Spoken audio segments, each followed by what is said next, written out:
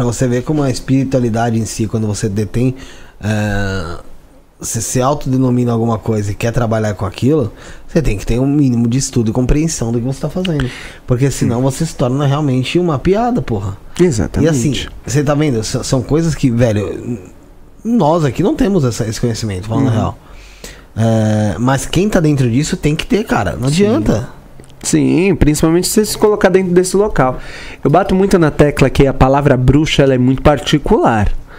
Não acredito que deveria estar sendo popularizada e utilizada dessa maneira. Eu gostava quando eu fui ter a minha experiência ali no candomblé, eu me envolvi bastante, principalmente com a comunidade candomblecista, né? Minha particular, do terreiro que eu ia.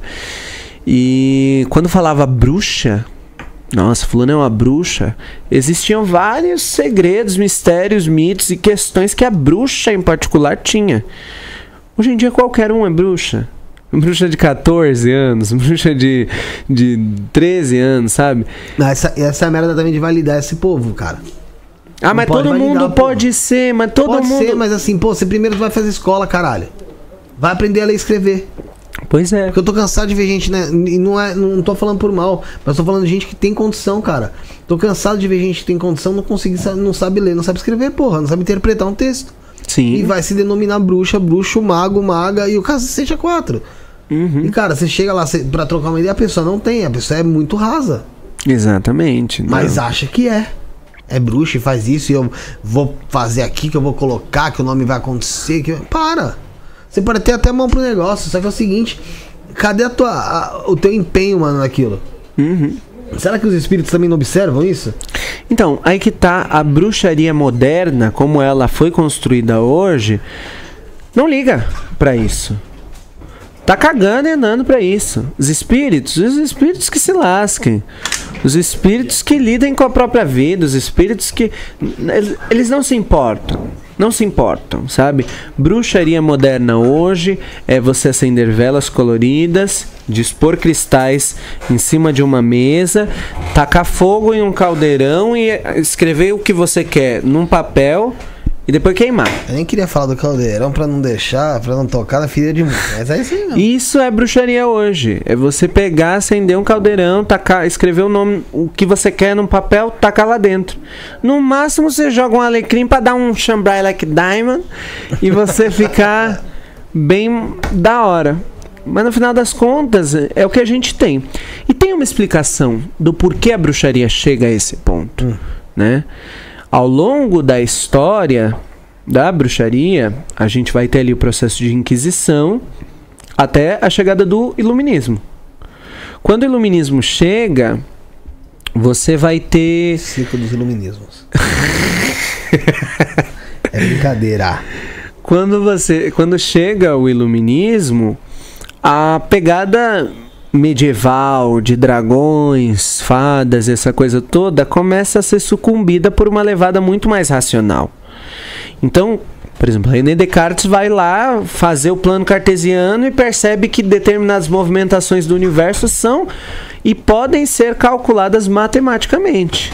A partir disso, cria-se a dimensão de um mundo lógico, racional. Fenômenos esotéricos, fenômenos místicos, eles já não são mais tão levados em consideração e, se são explicados de uma maneira racional. Com essa chegada, a igreja começa a receber também a devida rechação dos não sei a palavra até agora, galera. Perdão, mas é sobre isso. Retaliação. A igreja começa a receber ali os devidos ataques, retaliações dos iluministas, que na época eram ali a burguesia que detinham, né? Era a nobreza que detinha educação, detinha poder. Então, eles começam a olhar e falar, pô, durante todo esse tempo aí vocês estão matando gente pra caralho, né? Tá complicado esse negócio aí, né? E numa tentativa de justificar o que a Inquisição fez, na época, a gente tem a chegada do romantismo. E o romantismo alemão, ele pega bastante nessa questão, porque dois alemãos, em específico, um era advogado e outro era um clérigo, eles vão dizer que a igreja fez o que fez porque as bruxas eram, na verdade, os antigos pagãos. Primeiro vai dizer um que é na Alemanha, que tinha na Alemanha um antigo culto pagão que utilizava das suas práticas tradicionais contra a igreja. E por isso a igreja fez o que fez. Aí um outro romancista alemão vai dizer que não. Na verdade, essa religião ela não era alemã, numa tentativa de preservar a história da Alemanha. Ele vai dizer que, na verdade, eram os gregos que foram escravizados, que trouxeram para a Alemanha um culto herético a Hécate e Dionísio, que envolvia orgias, sacrifício e sexo. Caraca. E aí, Tudo de bom. essa história, chega um outro cara, um historiador francês chamado Jules Michel, que tinha ódio da Igreja Católica, que vê esses argumentos e fala assim, não, pera lá, essas bruxas elas estavam se defendendo desses ataques. Essas pessoas estavam se defendendo disso. Elas não tinham o objetivo de atacar. E aí o que acontece com isso? Ele corrobora na ideia de que a bruxaria ela era um movimento de resistência do povo pagão contra as práticas tradicionais. E aí bruxaria começa a ser atrelada ao quê? A paganismo.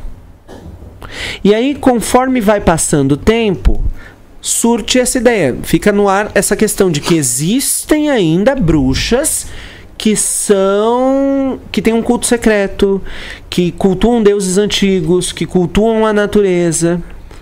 E aí isso vai gerando uma bola de neve. Aí tem um cara chamado Charles Leland, que era um aventureiro, que doido por essa história, ele se muda para a Itália, passa 10 anos enchendo o saco de uma mulher, para ela dar para ele um livro, uma cartomante, uma mulher que estava lendo a mão dele, e era cartomante. Ele passa 10 anos enchendo o saco dela,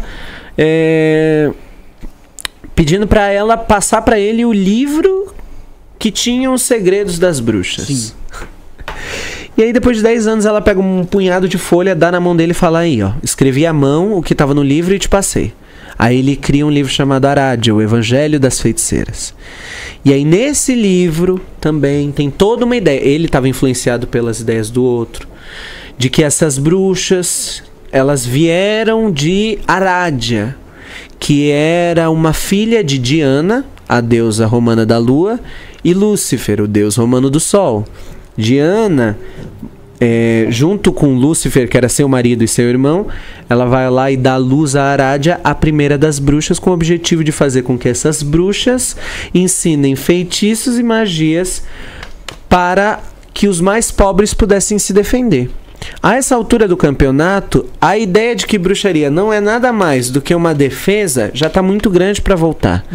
E muitos historiadores começam a disseminar cada vez mais essa ideia de que bruxaria é uma resistência, bruxaria é uma coisa do paganismo. E chega no momento que a gente está hoje.